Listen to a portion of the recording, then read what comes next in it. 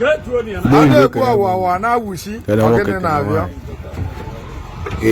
ogene na abio na afọ ogene na abio anyị na-abịa na gwani ya na abia nga bụ 12 mana echi nga bụ efi nke 12 a na-apụtala ezenwanyi sabali we mọda onye pụtala efi nke a bụ Chinedu n'India ya si akwado mmemme ya Edu n'India Igbo ọgwụ ya pụtala nke a mmadụ mma anyị na-ekwu okwu na anyị nwere efi sis kwadobe olili ezenwanyi sabali n'oge ala jere mba nujula aba bụ ndị ọ na-emeli umeli anụtụ akọ nwekwe ndị sokwa n'ụzọ abịa ọgwanụ ndị na o meelụ na Ezenwanyi sabali na-eme ọbụla welcome.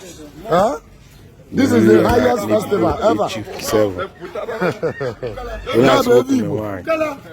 Ngaba evi Igbo. O nwere announcement mma na otu abado si mukwu onye na video. Ezenwanyi sabali. Ọ bụrụ na ịbụ nwaanyị na-achọ nwa maọbụ na nwanne gị na-achọ nwa maọbụ na nwunye gị na-achọ nwa. Igbo bụ Igbo. Ọ bụrụ na ị na-abịa igota powder. Iko nke na-ele video a. Gota akwa nwa.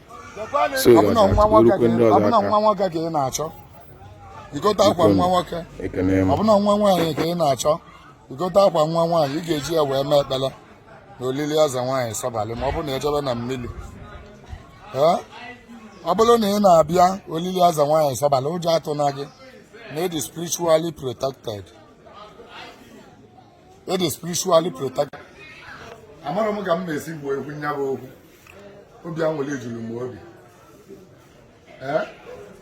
maka na eke anọdugo n'iru ma oyi ọzọwa. Ana m ekene unu niile bụ ibe donetili ego maka olili ezenwanyi sabali a ibe niile pụtara efi. Amara m ka m esi wee kene unu kama na obu mkpụrụ okwu m na-agwa gị bụ na ebe ọbụla isi wee weta nya bụ ego itinyere ma ndị pụtara efi ego ahụ iji wee gote efi ahụ ma ndị butere mmanya ma ndị butere rice nya bụ nne nwaanyị ibu n'obi wee mịa ebumnobi gaghị iji maka ya wee weta nya bụ ibe ahụ abịa gị mmaji pụrụ mmaji. Agwara m unu kwadebe nya bụ olili duru your family bịaba. Ọ bụ na ị bịa na-abịa nya bụ olili ụjọ atụ na gị na ịdị spiritually protected. O nwere ibe ga-eme gị nọ ibe alụsị ka a na-eme ibe mmụọ ka a na-eme ibe dị iche ya adịrịrị na ndụ gị ma ọ bụ na ibe olili.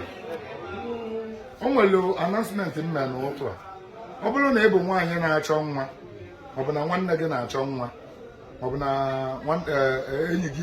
enyi gị na-achọ nwa nya bụ nwaanyị na-achọ nwa na-abịa nya gotalị m akwa nwa amụrụ ọfụ akwa baby's wear gote baby's wear ị ga-eji wee mee ekpele. Ọ bụrụ na ejima ka ị na-achọ igote ịbụa. Ọ bụrụ na ị na-achọ nwa nwoke igote nke nwoke. Ọ bụrụ na ị na-achọ nwa nwaanyị igote nke nwaanyị. Iweli abịaba gote white powder baby's powder gotia ife nwa ọbụla ị ga-ele enwu your hand gotia ị ga-eji ya wee mee ekpere ma ejebe na mmiri ka egwu ya nọ nwa ka ị na-achọ na ọ ga-adịle gị na mma. Agwara m ibe niile na-aya poison ma ndị na-aya stroke ma ndị na-aya mmekwu afọ ma ndị emelụ achele ma ndị emelụ okele mgbawa isi dibịa dị olili make sure na ịrịpọtụrụ ebe ezenwanyi sabali nọ n'ebe a ka a ga-adị wee nye gị ọgwụ ị ga-eji ọgwụ free of charge ọgwụ ị ga na-ete na nya bụ poison maka ị ya anwụ anwụ. Ọ bụrụ na acha ele gị n'ikekwa bụ na o lewara gị ọkpa elewa ị na-abịa gote m bọket na ọ nwere ọgwụ nke mmenye gị ga-etinye ụkwụ gị n'ime ya. O nwere ọgwụ nke mmenye gị ị ga-etinye ụkwụ gị n'ime ya. Onye ọbụla acha eli ya nke ya dị serious n'ụdị o tiwara etiwa maọbụ olegolo elego gote m bọket bịa n'oge echi niile ka e wee ike wee ịbanye ọkpa gị na nya bụ ọgwụ before festival ebido. Na ọ bụrụ anyị na-eje na mmiri itinye ọkpa gị na ebe a.